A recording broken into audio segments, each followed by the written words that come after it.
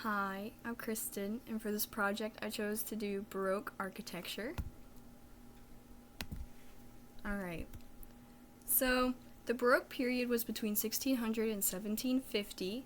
It started in Italy and spread throughout Europe and colonial South America. It embraced painting, sculpture, architecture, decorative arts, and music. The style is basically anything that is eccentric and over the top, super, ornamented, it's over-decorated and dramatic. The architecture emphasized movement, dramatic lighting, and rich interior. And the interior was commonly a variety of contrasting colors, textures, and luxurious materials. Some of the characteristics are complex forms, bold ornamentation, elaborate designs, symmetry, and then in pretty much any building you look at from the Baroque period, they used ovals and domes to portray curves and movement. And then there's a lot of contrasting elements, especially between light and dark, which created tension and drama. And then these are some of the elements. There's domes, columns, mirrors, grand stairways, natural light. And I really like this example because it shows pretty much all of them, as you can see. And then you're gonna have to work with me on these names. Chiaroscuro is that contrasting combination of light and dark, and then cartouche is the sculpted forms that you see on the columns in this picture, for example, and then the quadrature. And then the purpose was basically, it was meant to be dramatic and theatrical, and like I said earlier, just over the top. It was meant to show off. The style was mainly found in churches, chapels, and palaces. The Catholic Church used art, especially architecture, as a way to reaffirm its importance after the Protestant Reformation.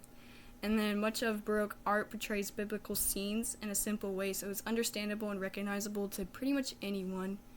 And in palaces, it used symbols reaffirming power and wealth. So definitely for more elaborate and more important buildings. And then my first example is Cornaro Chapel. It was done by Gian Lorenzo Bernini and is located in Rome. The Cornaro family commissioned it. It's pretty small actually, but it looks so much bigger than it is because Bernini maximized the area. It uses columns to add depth to the space, stucco figures on the ceiling to create a heavenly ambiance, and then the centerpiece of the chapel is a sculpture of Saint Teresa. And then these are the pictures of the chapel, and this is the sculpture that I was talking about. It's depicting the Spirit of God about to pierce her heart. So, and then another example is the Church of Gesù.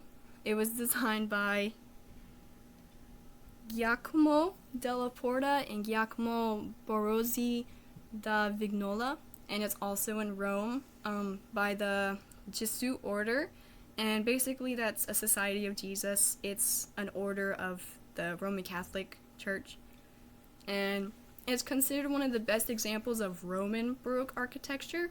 It's built with small chapels instead of aisles. It was designed specifically so that the members of the church are all facing the main altar, instead of having, different perspectives and views.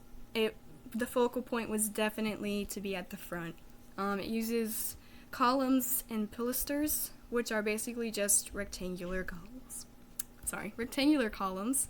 And then the ceiling is painted and vaults are used to support it.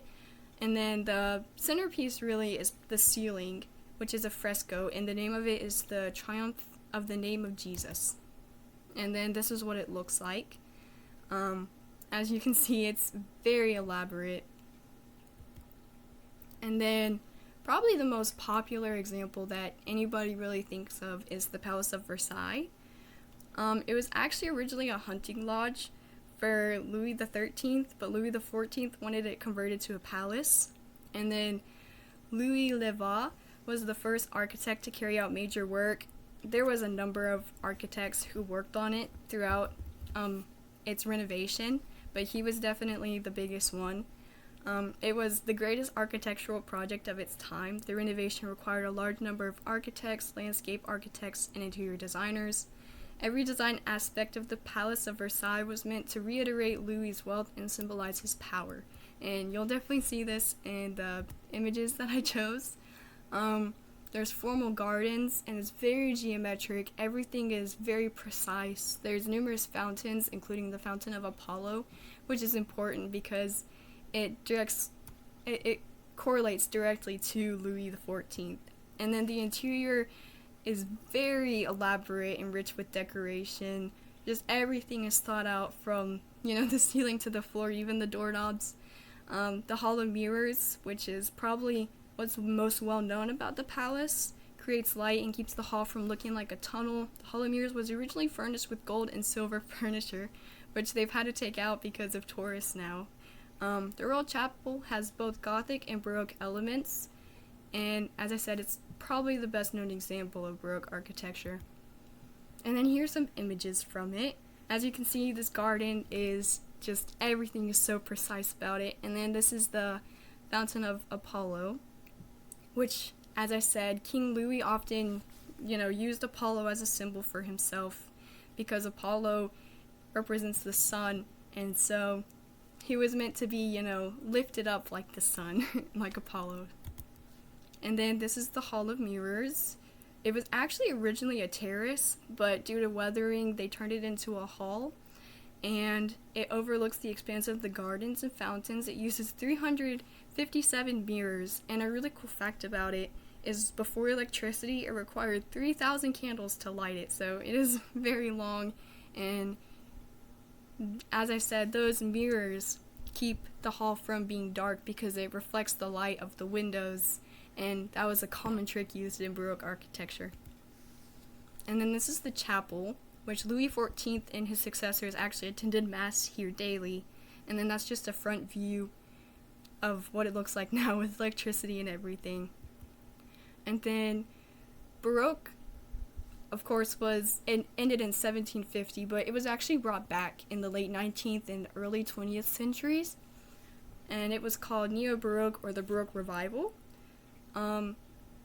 It was actually in France referred to as the Second Empire architecture, and in some places in Germany. It uses aspects of the Baroque style, but it didn't originate from the period, and that's why it's called Neo-Baroque or New Baroque. It utilizes the arched windows, columns, mirror, natural light, and ornamentation like the original style. And then here's one example. This is the Antwerp Opera House. It's in Belgium. And as you can see, it has that ornamentation and it uses the dome shape. It's just a pretty good example to look at of the Neo-Baroque. And then here's my sources. I hope you found this informative and not too terrible to sit through. Thank you.